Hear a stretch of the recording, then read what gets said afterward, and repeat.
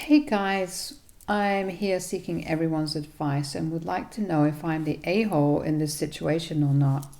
Last year, I, 32, male, was in a very happy relationship with a woman named Sarah, 31, female. She and I had dated for 3 blissful years and had always discussed marriage to be our ultimate goal. We both were independent, had good jobs, and lived together. Sarah had always discussed that her childhood dream was to have a very romantic proposal and would drop hints that she wanted her sisters and parents to be there so they could capture her shocked expression at the time of the proposal.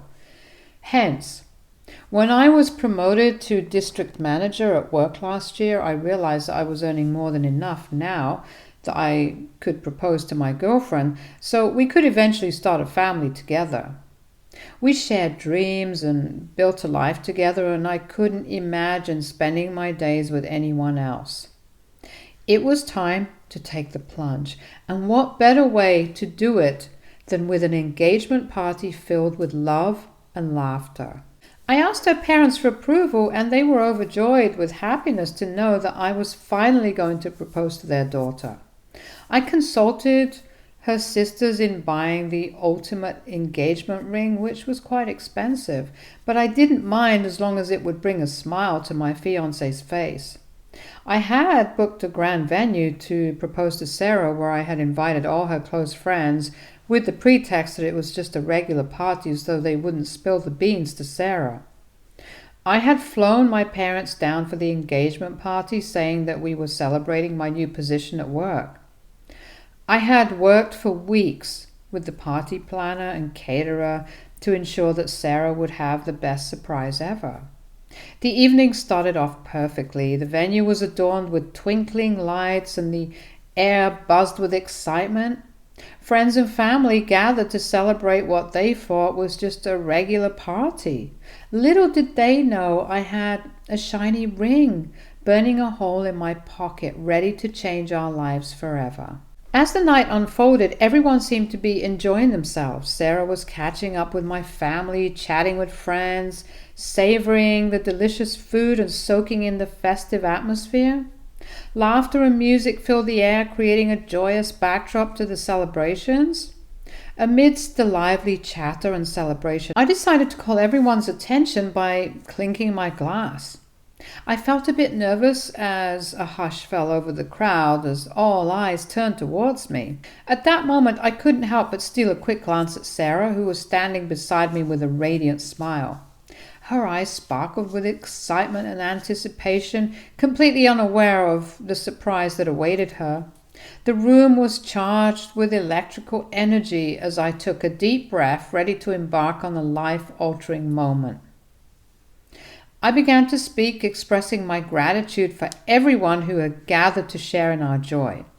I recounted the beautiful journey Sarah and I had shared, the highs and lows that had only strengthened our bond. The love and support from our friends and family had been the bedrock of our relationship, and I wanted to celebrate that love in the grandest way possible. However, as I began to lower myself to one knee and extend the ring, a sudden shift in the atmosphere became palpable. Sarah's smile slowly faded, and a shadow of uncertainty clouded her eyes. The room fell silent, and the joyous cheers that had filled the air moments ago now hung heavy with tension. With a heavy heart, Sarah hesitated before uttering the words that shattered the joyous atmosphere. "I can't." A stunned silence enveloped the room, broken only by the distant sounds of music and laughter from neighboring tables. It felt as though time itself had come to a standstill. The air grew thick with an awkward discomfort as the weight of those two words lingered, threatening to unravel the carefully orchestrated moment. I remained on one knee, the ring extended in hopeful anticipation, but the answer had already been spoken. The celebratory ambience had transformed into an emotionally charged scene of disappointment and disbelief. Trying to mask the vulnerability and pain, I managed a weak smile. Is this a joke? I stammered, my voice barely audible above the hushed whispers that spread through the room. Sarah's eyes welled up with tears, and she shook her head. I can't marry you. The room, once filled with jubilation, now echoed with an awkward and painful silence. The festive atmosphere had abruptly shifted into a somber reality, leaving me grappling with the unexpected rejection of what was meant to be a joyous occasion. I got up awkwardly, holding my knees, and looked around. Her parents looked devastated, and there was confusion etched on her sister's face. I looked back at Sarah as tears silently flowed down her cheeks. Sensing something was wrong, I gestured to walk outside with me so that we could talk, hoping it was just the overwhelming emotions of the moment. Guests started to speak in hushed tones as I led Sarah outside. My mind raced as I couldn't fathom why she would reject my proposal when she had always wanted to marry me. When we reached a quiet corner of the venue, I asked her if I had done something wrong. Sarah, what's going on? Please tell me if I've done something to you, I pleaded, desperation and confusion lacing my voice. The cool night air did little to soothe the heat of the rejection that lingered between us. She avoided eye contact, her gaze fixed on the ground as if searching for the right words. The silence stretched uncomfortably before she finally spoke, her voice cold and detached. It's not about you doing something wrong, it's about us, about me. My heart sank as I struggled to comprehend what she was saying. About us, Sarah? We've been together for so long. I planned out this grand event so I could give you your dream proposal. I talked with your parents and coordinated with your sisters so you could have an unforgettable night. I thought you would like this. But is this why you're rejecting me? I asked, my voice shaking. Sarah then shook her head, saying that she had loved that I had set up this entire thing, and this wasn't why she was rejecting me. I kept begging her to tell me what was going on. She looked at me with a hardness I had never seen before. You're not the person I thought you were. I can't go through with this. I can't marry you, she said, her words cutting through the night like a sharp knife. Confusion and hurt clouded my eyes as I tried to make sense of her sudden change of heart. What are you talking about? We were fine until just a few moments ago. Please don't do this, I begged, my voice breaking. She continued, her tone growing colder with each word. You're just not the man I envisioned spending my life with. Your flaws are too glaring and I can't ignore them any longer. I thought I could, but tonight made me realize I can't. You're not ambitious enough. You're too complacent. And frankly, I've outgrown you, she said, her words stinging like a relentless barrage. I pleaded with her to elaborate, to give me a chance to understand and address her concerns, but she brushed off my pleas with a dismissive wave. It's not worth explaining. We're done. And it's better this way. You need to grow up and figure things out on your own, she declared, her words leaving me feeling utterly defeated and betrayed. I was completely blindsided. The woman I thought was my future had just dismantled our dreams with a few callous sentences. The joyous occasion had turned into a nightmare, and I couldn't fathom what had gone wrong. Sarah refused to provide any more details and walked away from me. Devastated and confused, I decided to respect her wishes and give her the space she needed.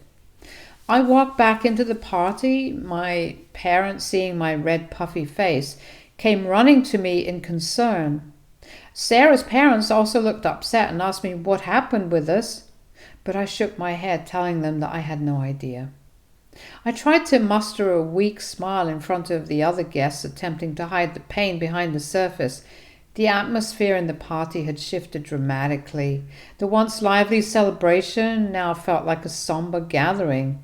Guests, feeling the heaviness in the air, began to leave one by one. My parents hovered nearby, offering silent support, but I couldn't bring myself to share the painful details just yet. The party that began with such a promise ended in a haze of confusion and heartache. In the following days, Sarah sent her sisters to move her things out as she didn't want to face me.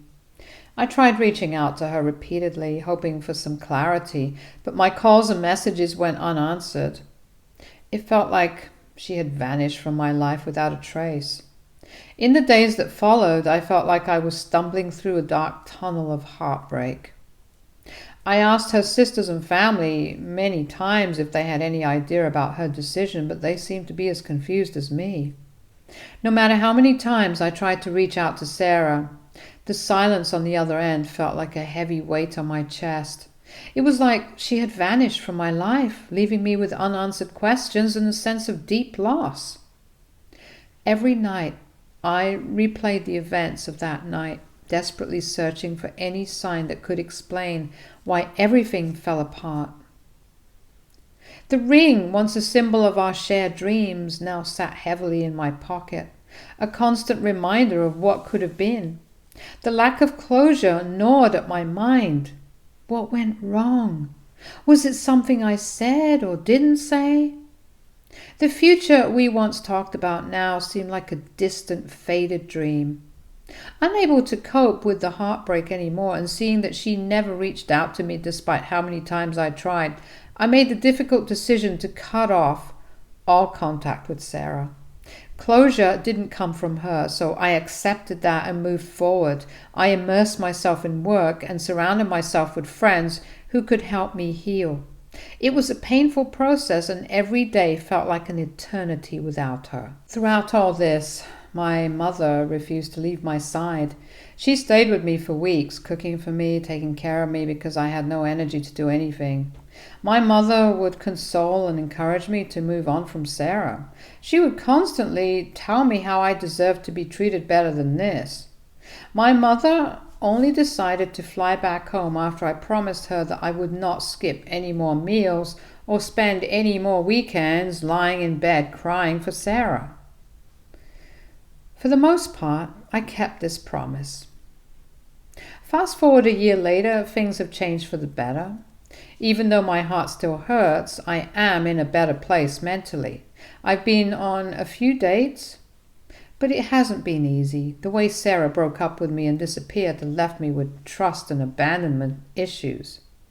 The wounds are healing, but I'm still scared of getting hurt again.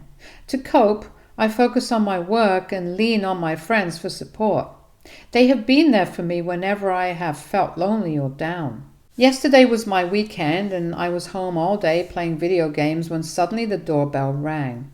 I wasn't expecting anyone, and it was a bit unusual for someone to drop by unannounced. Curiosity piqued, and I made my way to the door.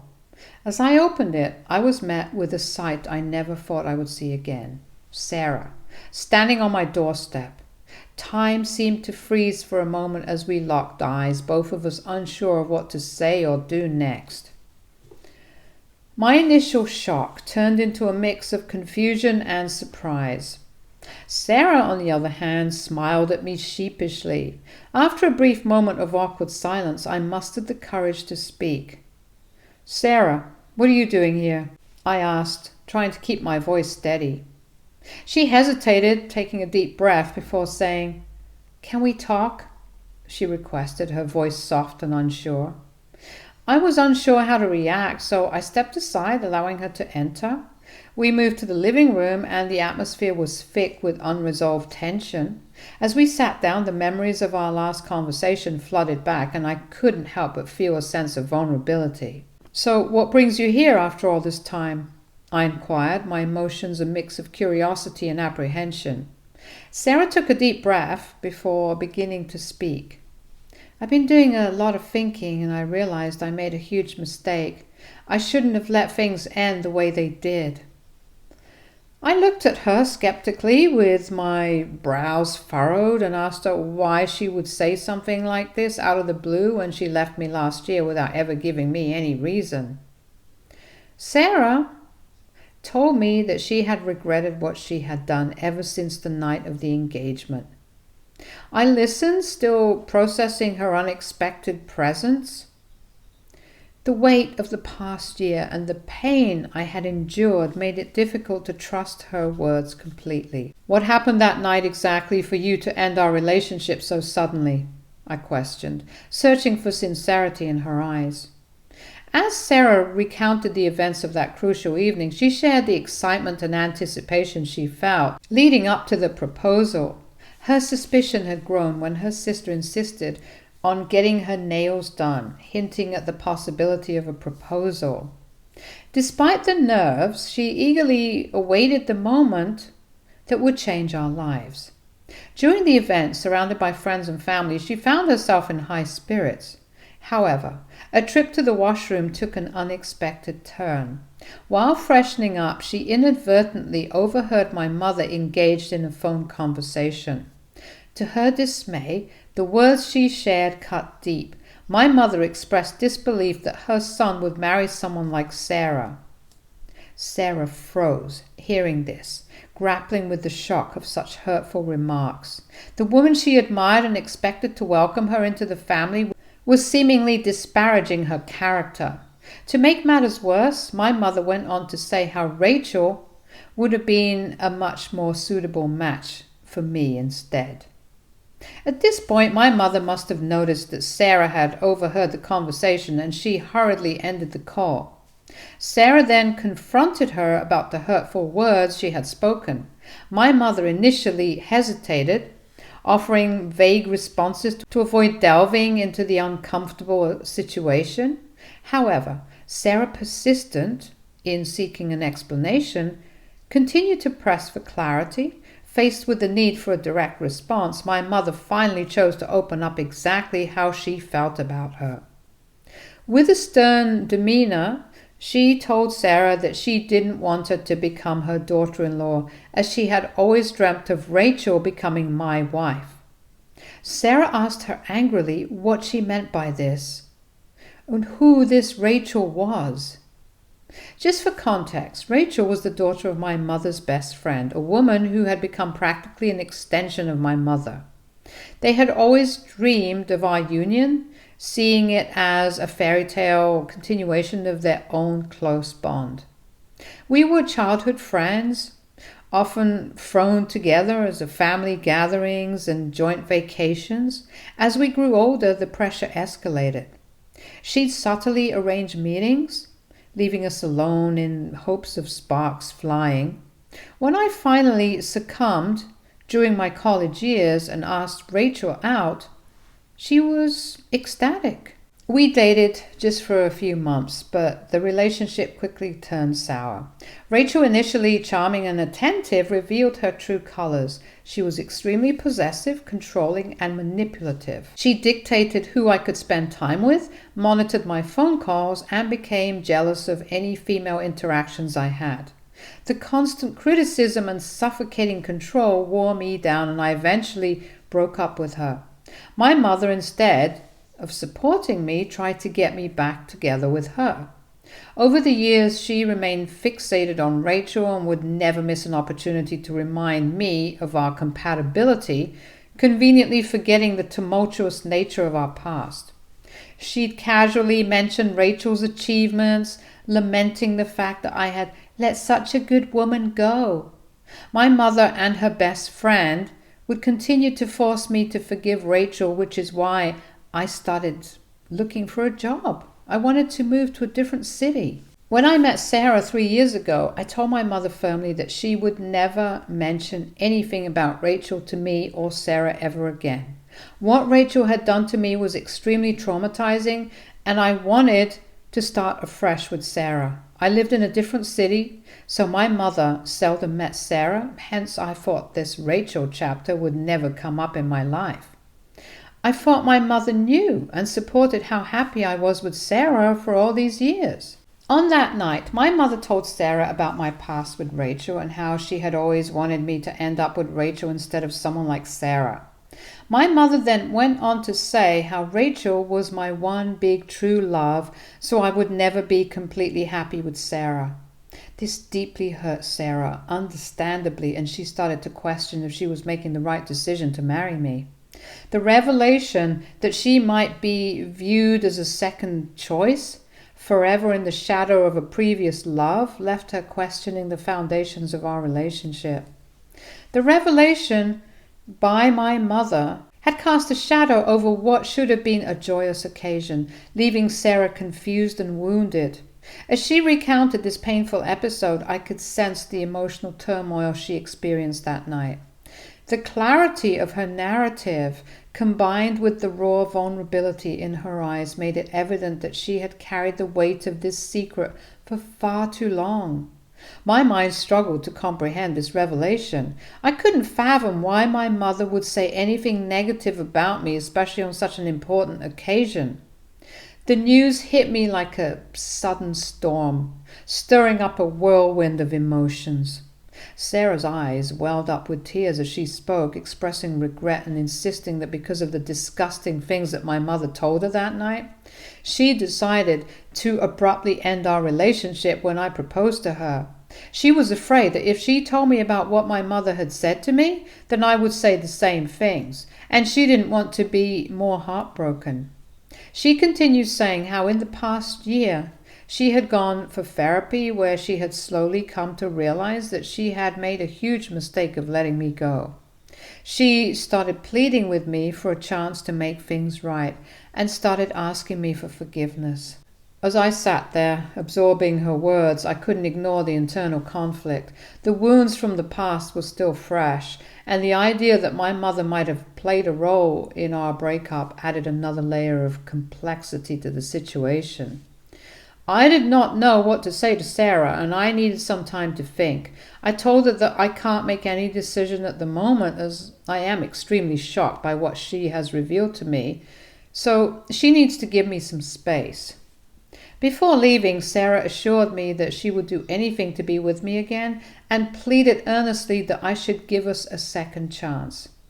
As I sit here writing this on Reddit, I'm still grappling with the shocking truth. The question looms large. Could we rebuild what was broken? Or is the damage irreparable? Will I be an a-hole for not giving her a second chance? Or should I consider giving our love another try, despite the hurtful actions of her and my own mother?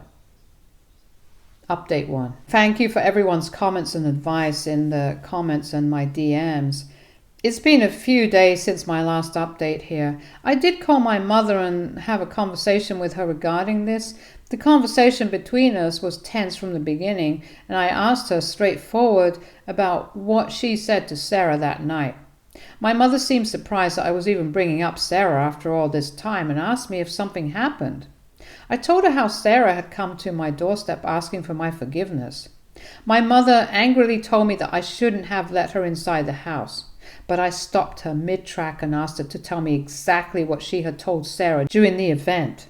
At first, my mother tried to downplay it, saying she didn't say anything much and that I should not believe Sarah. However, I pressed her for the truth, telling her I needed to know what had transpired, otherwise I could never trust her in my life again. As I insisted, my mother's demeanor shifted. She became defensive, insisting that I shouldn't waste my time with useless women like Sarah. She told me how Sarah just wanted to come between us and that I should not even think twice about my conversation with her. I was losing my patience at this point, so I asked her directly if she had really mentioned Rachel to Sarah. Hearing this, my mother scoffed and retorted back that it wasn't her fault that Sarah was eavesdropping on her conversation in the washroom, and it was Sarah who had forced my mother to tell her about Rachel. Taking a deep breath, I asked my mother if she really believed what she had told Sarah that night. My mother then went on to say that she knew from the bottom of her heart that Rachel and I belonged together. She continued saying how I was wasting time with other women when I could be with someone like Rachel. According to her, Rachel was perfect for me, and I should end up with her at the end. Her words were like a dagger reopening my wound from the past. I couldn't contain my anger. I raised my voice, telling my mother that what she had done was unforgivable. I angrily yelled that she could have mentioned my past with Rachel to Sarah without putting Sarah down, and that I was done with her interference in my life. I reminded her that it was my life, my choices, and she had no right to dictate who I should be with. The conversation ended with me making it clear that I was going to cut things off with her for now. My mother burst out crying, shouting how evil Sarah was and that this is why she had always hated her. I cut off the call and blocked her as I was done with her manipulation. It was a heartbreaking moment realizing that the person I should be able to rely on had played a role in sabotaging my relationship. Since then, my dad has tried to call me to ask what had happened, but I have let him know that I will talk to him when I'm ready. To be very honest, I'm not just angry at my mother, I'm also angry at Sarah for ending our relationship abruptly without ever giving me a chance to explain anything to her. I admit that it was my fault for not giving her a heads up about Rachel before, but I never thought that Sarah would leave me for something that my mother spoke to her about, my past, without at least verifying things with me. I'm still undecided about how to have this conversation with Sarah, as I don't want to face her again. Seeing her brings up all the pain and heartbreak I faced last year, and I don't know if I have the strength to face it all over again. Update 2. As many of you suggested, I decided to send an email to Sarah instead of meeting her again. I think sending her an email was the best approach, which meant sending her my thoughts in a more composed and collected manner. Here's a copy of what I wrote to her. Hey Sarah, I've had some time to process our conversation and I wanted to share my thoughts with you. Firstly, I appreciate your honesty and the courage it took to revisit the events of that night. I can only imagine how challenging it must have been for you to come forward with the truth.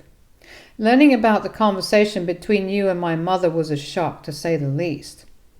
I never anticipated that she would interfere in such a personal and significant moment in our lives. It's disheartening to hear that her words may have played a role in the abrupt end of our relationship. I had explicitly communicated with her about not involving Rachel in our lives, and I am deeply disappointed that she disregarded my wishes. I have confronted her regarding this and made it abundantly clear to her that what she did to you was unforgivable. However, your decision to end our relationship without seeking clarification from me was painful, and it left me with unanswered questions.